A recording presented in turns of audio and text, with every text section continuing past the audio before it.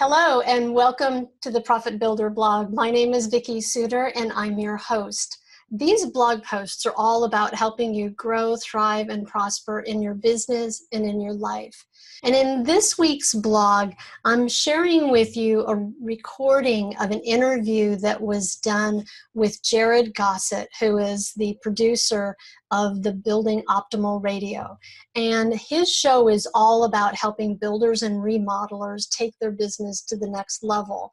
And when I met with Jared, he asked me some questions about best practices around interviewing and hiring, and where are the pitfalls of that, as well as what are some things that you can do to really stack your odds in the favor of making sure that when you're in the interview process that you're really going to be clear about you're hiring the right person for the job. And then we also talked about managing margin, gross profit margin in your business, and how do you, as a contractor, really maximize on your profitability by paying attention to those critical elements that drive your profit margin.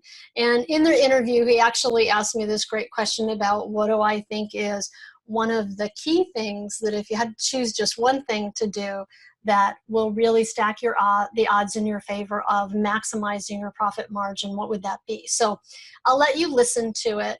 And then at the end, I'm going to just come back on and we'll talk a little bit about what are some opportunities for you to take this learning to the next level in your business. So enjoy.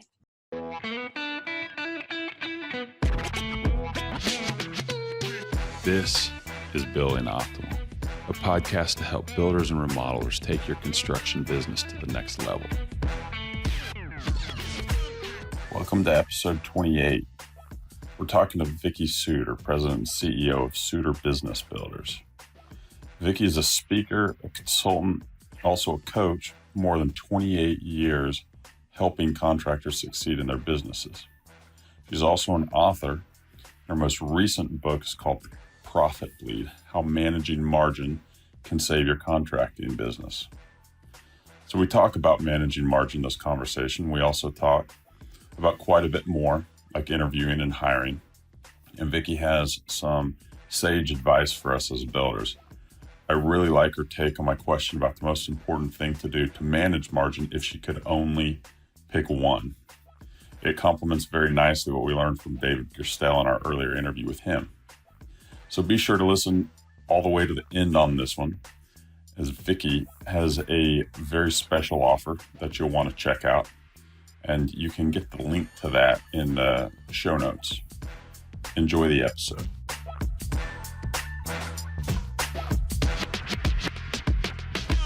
So let's start with what not to do. What is the area in terms of hiring where builders most frequently go wrong? I would say that there's two things that really stand out for me. One is not going into the interview prepared with a set of questions that you want to ask with a clear idea of, okay, am I the only person that's going to interview them? Do I have all my questions? Is there somebody else who needs to be in the room? Do I need to schedule someone else that they need to talk to? That kind of thing. So just be prepared and ready. And most importantly, be really clear about what do you want to know from that person that will help you really know if they're a right fit for the job. And that's really a segue to the second part, which is ask a lot of really good questions while you're in the interview. Not long ago, I was talking with a headhunter friend of mine, and she said that 80% of the candidates who come back from an interview tell them that the employer barely asked them any questions, that they talked most of the time about the company. And while I appreciate that we want to talk about the company with the prospective employee and we want to highlight and show that we're a good place to work and that we're good people, it's super important for a good fit that we actually ask some deep questions to let us know if that person's really qualified to do that job. As an example, if I was interviewing a project manager, I might ask a question like, tell me about how you do scheduling for a project. And then be quiet and just hear what that person says. And if they respond with something like, well, we have this whiteboard up on the side of the, in my office, and that's how they schedule a multi-million-dollar project, I'm going to be worried. If I'm doing service work, then I'm like, okay, well, that might be fine, right? But then I might ask some more questions. So the idea is that you're asking open-ended questions, that you ask the question and then let the person answer. Now, when I say open-ended, don't ask yes or no questions, right? Because that's not going to get you very much depth. So the more you can talk with, you can ask somebody deeper questions, the more quality information you're going to be able to get as to whether or not they're really a right fit for your company. Because, I see this all the time. Project managers say, I'm a project manager, but a project manager in your company might be very different than the project manager in another company. I see this with finance positions all the time too, controllers or CFOs even, where somebody says they do that job, but then they come and interview and I'm like, yeah, no, you're not really at the level of being able to do that job. I'm actually in that process with a client right now of interviewing CFOs.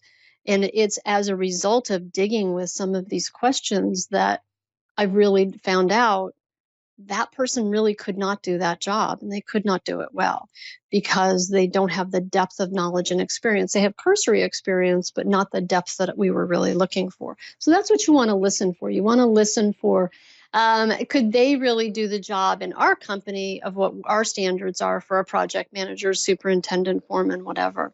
So, and the other thing I would say is, if that's not an area of expertise, like finance position, I have a deep background and experience in finance.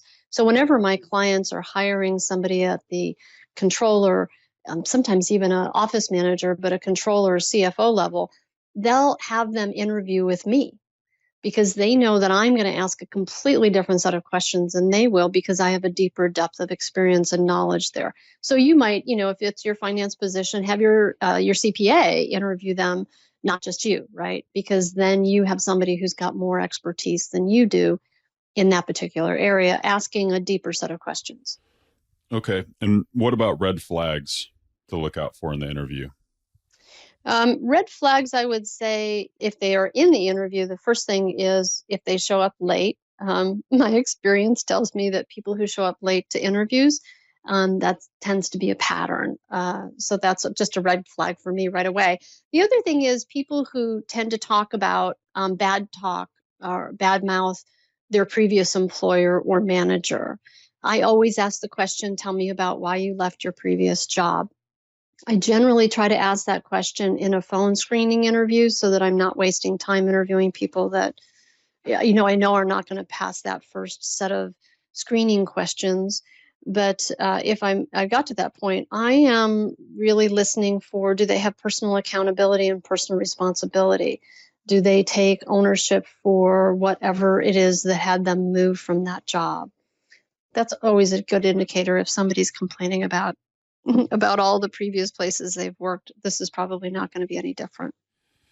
Yeah. And, one thing for me, think back on my history with hiring, and one of the things that really correlates my interview success with hiring success is how well I prescribe the job requirements, how detailed I get. And it seems like, any ambiguity leads to problems down the road. So I've tried to just get painstakingly clear in the job requirements. And have you seen the same thing with other builders?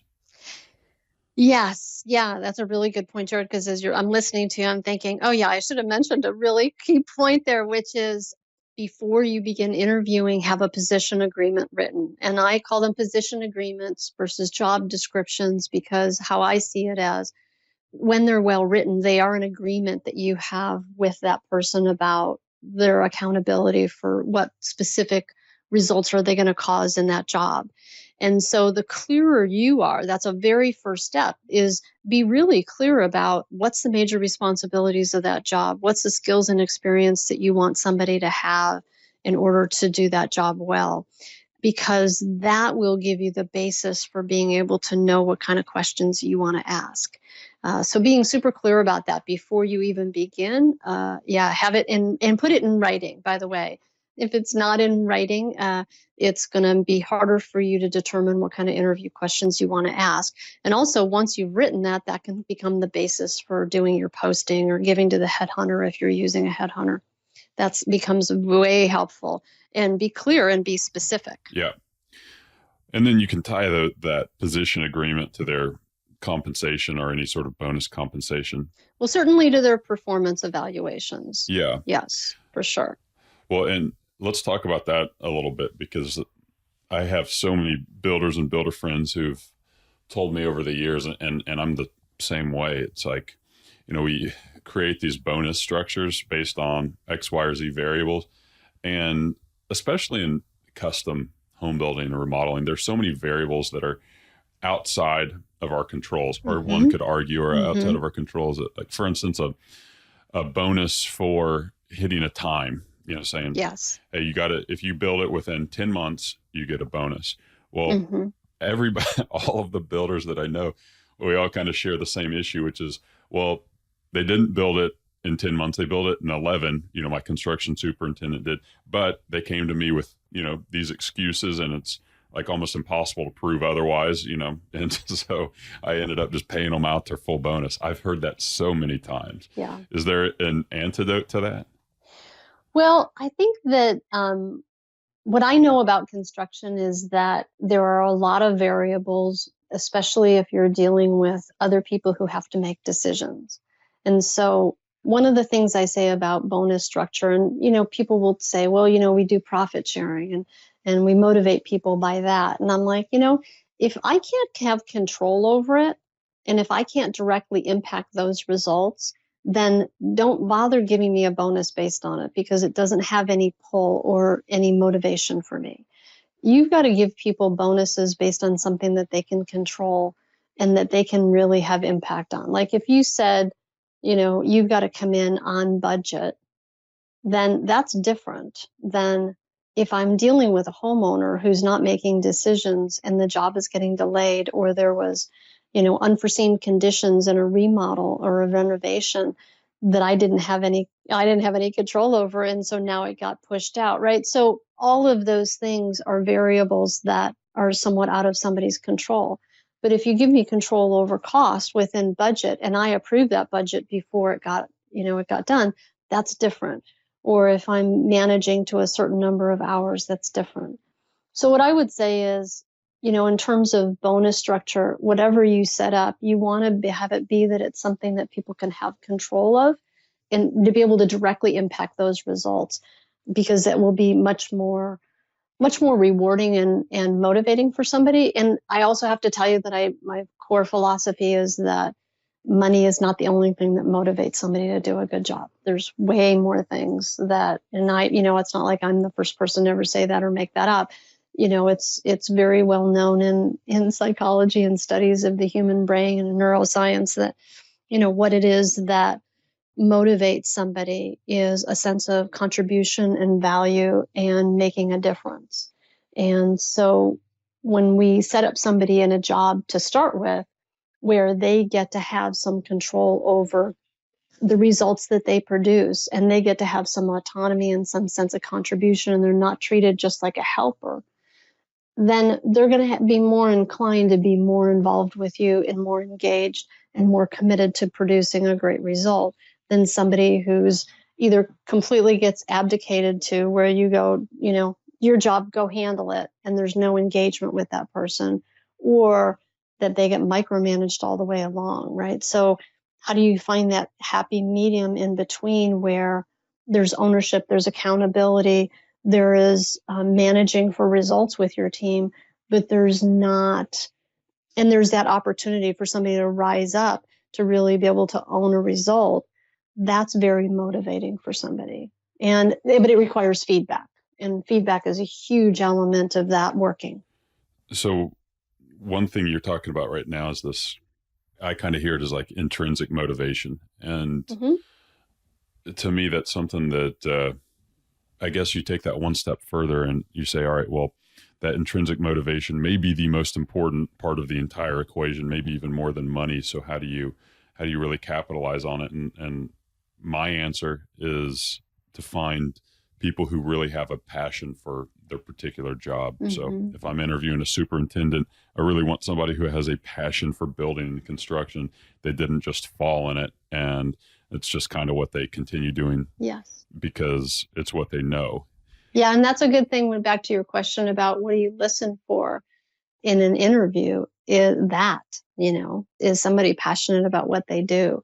And do they love that work? And does it, do the lights go on for them and they like what they do? That's super important.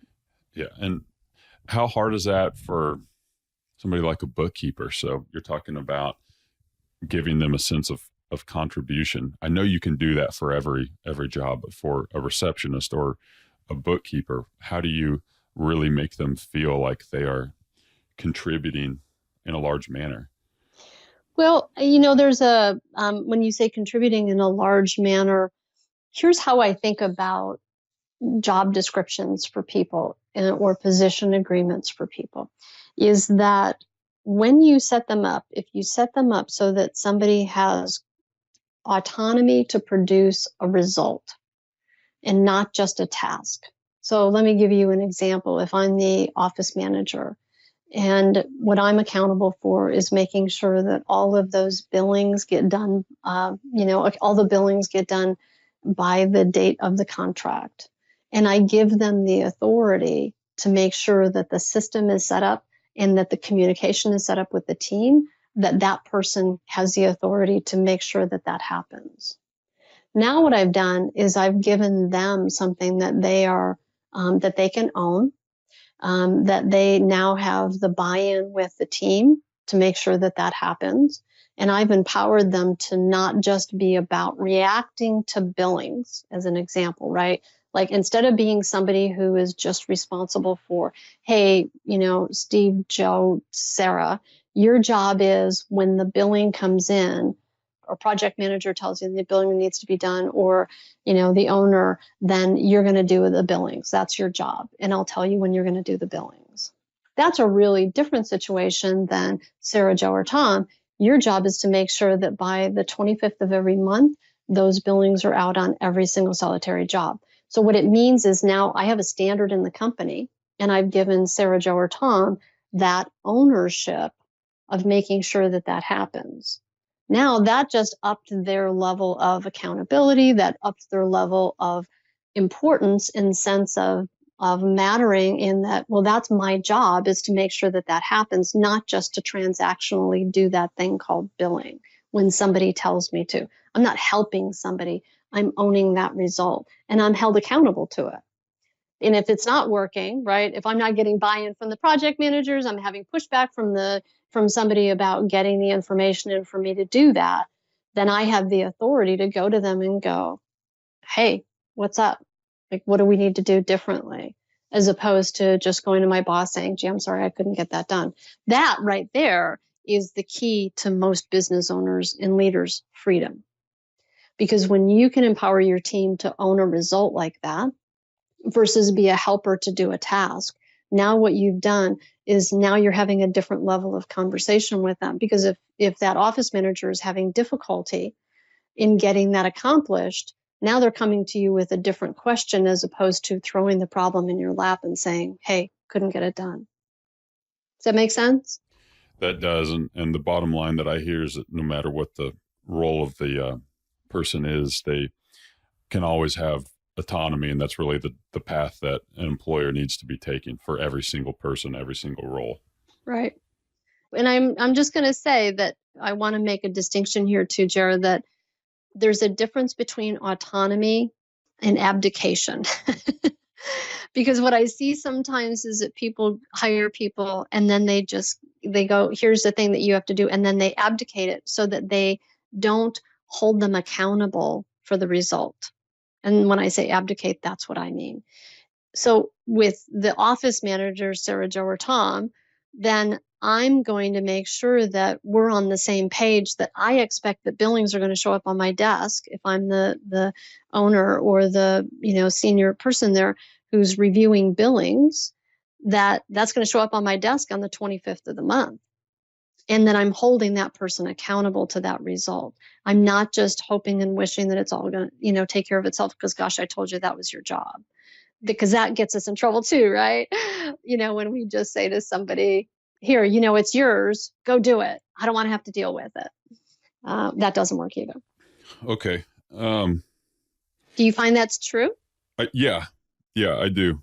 I'm absorbing right now because I can think back on multiple instances over my career where I've had specific examples of just about everything you've said. So yeah. All right. So let's talk about margins. First, why don't you tell us about your book on margins, because you actually have written on the topic. I have. So my book, The Profit Bleed: How Managing Margin Can Save Your Contracting Business, is all about what are the ways that profits bleed out of a contracting business, specifically in terms of gross profit margins and net profit margins. But I focus a lot on gross profit margin because for a contractor, you live and die by margin. And when you know how to better control that part of your business, you can produce a more consistent result. You make a better net profit margin on the bottom line. That's the way to increase your profitability.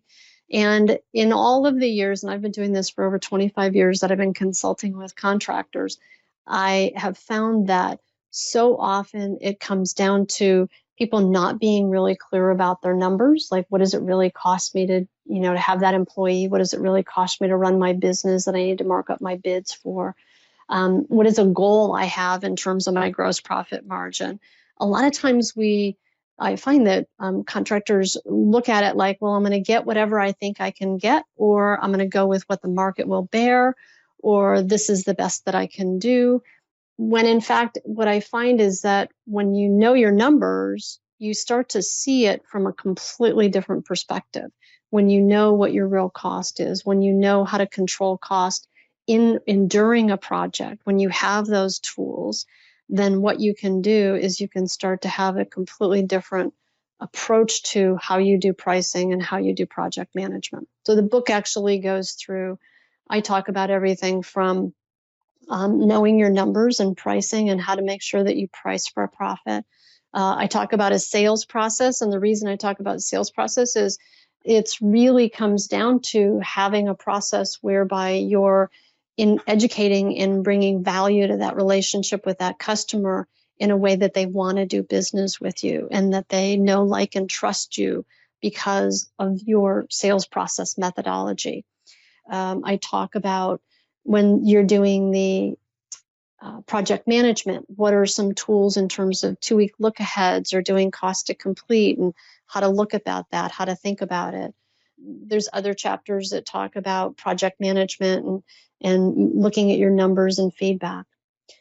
So all of it is geared at how do you get more control over your gross profit margin so that you can start to make a more consistent profit, both in terms of margin and on your bottom line. This business always just, I laugh because I think about all of the different functions, estimating, purchasing, sales, marketing, construction, and every single facet of this business has such a profound impact on your, or can have such a profound impact on your bottom line or on your gross. And yes, it's like, which one's most important? I think it depends on, at various times, more important to focus on one than the other because you can't tackle them all at the same time. Yeah, totally. One of the things that I always say is that I think that there's a lot of complexity to construction. It's one of the reasons I love working with contractors in this industry. And at the same time, there is a simplicity to understanding how to keep your finger on the pulse of the most critical elements that really drive your success. And that's really what the book is about, is I actually give you all of those critical elements in each of those areas to pay attention to. And that will help you. What I say is it'll help you run your business from 30,000 feet versus from the weeds. And when you can see it from, it's like being able to see the forest through the trees, right? When you can see it and you can see the bigger picture of it, then you can understand and know, where do I need to drill down and pay attention to more detail on that particular item. So the idea is just like when you go into a doctor, they take your vitals when you go in, right? They take your temperature, they take your blood pressure, they take your, pulse. They're looking for some vital signs to let them know if they need to dig deeper to a particular issue.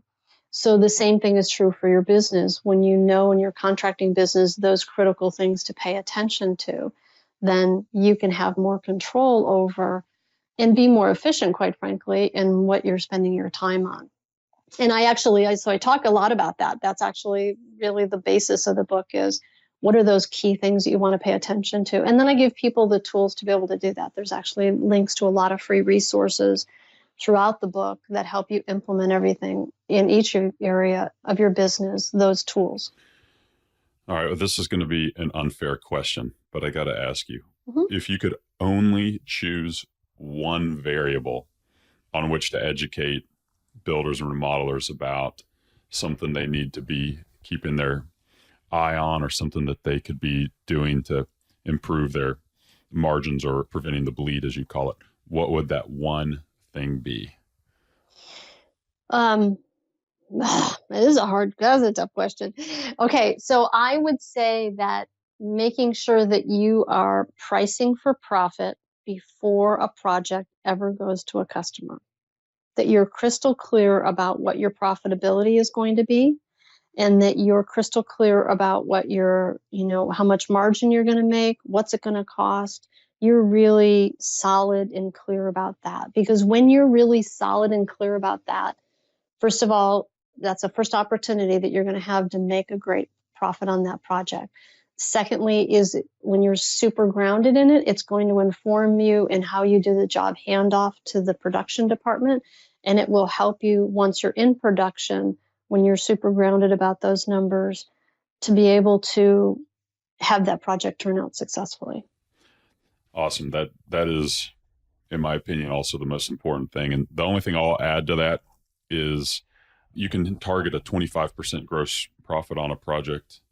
And it seems like a great project, and it should be. But if it takes 2 years to build it, or 3 years, I'm using extremes here, then all of a sudden, that gross gets whittled down by the overhead it takes to build it. So so it's just so important, in my opinion, to have a very solid understanding of the path forward, how long it's really going to take to build it, and really make sure you're intentional with assigning that amount of overhead to it in the beginning to make sure that you don't get eaten alive on the time. Yes, totally agree. Okay. In your experience, is that also the place where you think most builders go wrong, or is there another place that you most commonly see mistakes happening? That's a really big question, Jared. So do I see that's where they go wrong in making a consistent margin? Is that where I see that they go wrong in running their business? Is that where I see that they go wrong in making a hefty profit on their bottom line? Because I would have different answers to each of those questions. Oh, okay. All right. Let's get more specific. Let's stay on the margin topic. Is that the area where you see most people going wrong with managing their margins? And I imagine there are several. Yeah. Areas. So here's the things that occur to me. One is that change orders is the number one place where most contractors lose money, because they're not managed well. They're not, people do work on a project before a change order, outside of scope, before a change order is signed or even a work authorization is signed. That's a huge place where you can give away profits. Just knowing your numbers, managing your numbers, knowing your numbers, like having a relationship with those numbers and knowing which key numbers to pay attention to, and then it makes me think, the second place I think would be doing cost to complete.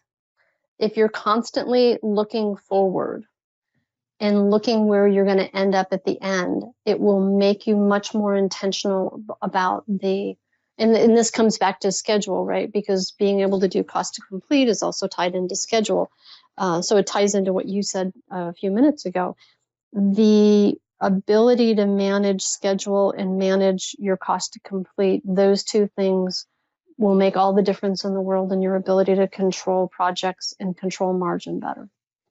Because it just, when you're just working hard and hoping it's all going to turn out without ever stopping and looking at that bigger picture, without managing to that, a schedule and your cost to complete, and having a plan for how you're going to have it turn out, You got to redo that continually, especially the longer and the bigger a project is. You were talking about a minute ago for a project that goes 2 years, you got to be doing cost to complete every 30 days.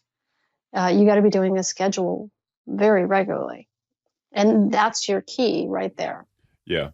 One of my favorite methods is to use variance purchase order VPO categories whenever you do have something where you're going over your original budget, to be able to assign those root causes to it. And then after the project, we like to go back and evaluate those things, and you can start seeing trends over time. That's a great idea. If you're constantly having takeoff errors or whatever, to go make a change. Mm-hmm. Yeah, that's it. I always tell people there's only 3 reasons to do job costing. One of them is to manage and control costs while the project is in process. 2 is to do time and material billings while a job is in process. And 3 is to use that information post-mortem to be able to analyze what worked and didn't work in your takeoff and to make changes. Yeah. Okay. Now, do you have, while we're talking about job costing, any sort of preferred job costing platforms that you like to use? Do you like to tell people to do it in QuickBooks or to use the third-party softwares that are out there? So I consulted on Sage for many years. I have a number of clients who were on it. Used to be Master Builder. It's now Sage 100, but there's also Sage 300 for much larger contractors. If you're over, I would say, 15, 20 million, you should be on a larger platform like that, something that's a vertical package that's specifically tailored to the construction industry. QuickBooks for contractors up until about that level, depending on how many jobs and the size and what have you, probably works just fine. Okay. Do you have anything else, Vicki, that you want us to hit on for the margins? I wanted to get your book out there front and center on it, but I also want to hit on any other topics that you want to share. I think it might be useful to just touch on the topic, and I'm sure this is part of your practice, is like just a consistent system for managing for results and managing the numbers in your business, paying attention to those key things, because that's the way to get the margin, right? Like that's the way to stop the profit bleed, is that you're paying attention to those key drivers that are going to help you be successful. And that means you've got a system set up for, you're doing scheduling at some regular interviews, or you're doing cost to complete, every month on a particular day. You're looking at your labor hour reports every Monday morning, that all of the information that relates to your job costing, there's a system inside your company that every Friday, all of the accounting is completely up to date in the system, so that you can go look at your job cost reports and see where you stand every week and know where you are in terms of hours burned or, whatever. That your data and your feedback are really a critical place that you can start to produce a more consistent result. And the more you have systems set up around being able to get that feedback or review that feedback, doing, I don't know, like what would you suggest in terms of scheduling meetings? Like how often do you think schedules should be updated from your perspective? We're a little different. We actually do a daily, like a little 5 or 10 minute daily, what we call rhythm call. I'm not encouraging that. It works for us. Mm-hmm. It just allows us to get on the same page, especially because we work largely remotely. So it helps to just make sure that we have that one time every single day. And then we have 2, I don't call them staff meetings. We call them team meetings. We have those twice a week. And one of those days we're reviewing financials each week, mm-hmm. and job costs and draws each week. Awesome. Yeah. Okay. And I don't know if that's best. It works for us though. Well, here's the thing. It's consistency. You're communicating about where you are in terms of critical benchmarks and critical items in your business. That's the thing. It's like, the book or what you're suggesting or what other people suggest, those are some guidelines for you to use. And they happen to be ones that, for me, when I wrote the book, that's based on over 20 years of working with contractors and seeing what works, right? But it doesn't mean that it's the final thing and it's the final say on the matter. But what's important is that there's a practice and that you're consistent in your practice. The thing I find is that the most successful contractors that I work with are those who have a consistent practice, and that they're faithful to making sure that they do that every week. Whether that's like, you say it's like we're looking at our numbers, we're looking at our job cost every single solitary week. Yeah, that's just a practice. And when you get used to doing that and you don't treat it as the exception, that's the way to be able to start to manage your business from 30,000 feet versus all of the weeds. And that's the thing that will give you more control over the results that you produce in your business. And it doesn't have to be a lot of them. Just, choose a few, right? And then just do them consistently. Have a system and do it consistently. Yeah, just start small. You don't have to try to tackle it all at once. Right. Yeah, it takes time. And can I talk a little bit about where people can get the book for free? Yes, please do. Okay. So for a limited time, I wanted to make sure that your listeners knew this. People can get the book for free at theprofitbleed.com/free. So that's theprofitbleed.com/free. And they just have to pay $7.95 for shipping and handling. And when you buy the book, you can have an opportunity to be able to buy packaged up all of and it's just for a small price, but to be able to get all of the resources that I reference within the book. But those are some of the tools that will help you implement some of the stuff that we've been talking about today, to be able to create some systems that you can consistently do and start having those practices that will help you increase your gross profit margin and start to have a more thriving, build a business that can grow, thrive, and prosper. Awesome. Well, hopefully our listeners will take advantage of that. That's an awesome offer. So appreciate you extending that to us. Vicki, thank you so much for coming on the show. You're so welcome. Thank you for having me. I really appreciate it.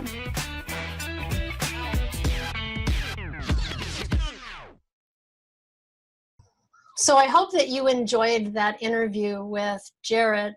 And I highly recommend that you check out his Building Optimal Radio, maybe get subscribed to it within iTunes.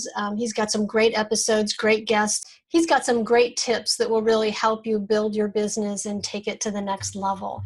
And as you heard, I made an offer to his guests on Building Optimal Radio to get my book, The Profit Bleed, for free for a limited time. And I want to extend that offer to you as well.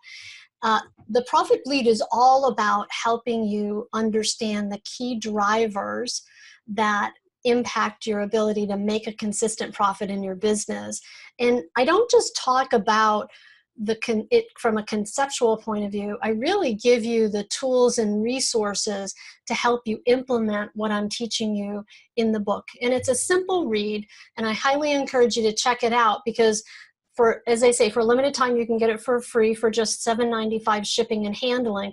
But also throughout the book, there are just a ton of resources that I've given you links to be able to go get those resources. There's checklists and processes and templates that you can use and you can implement right away in your business to be able to take advantage of the learning and start to increase the profitability within your business.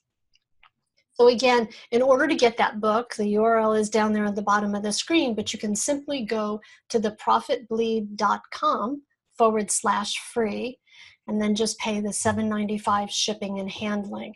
And there is an offer, I will say, at the very end that allows you that if you're interested, all of the tools and resources that I reference within the book, I have actually packaged up into a separate course, if you will, or a separate package that if you want to get all of them at one time, you'll have an opportunity to do that as well.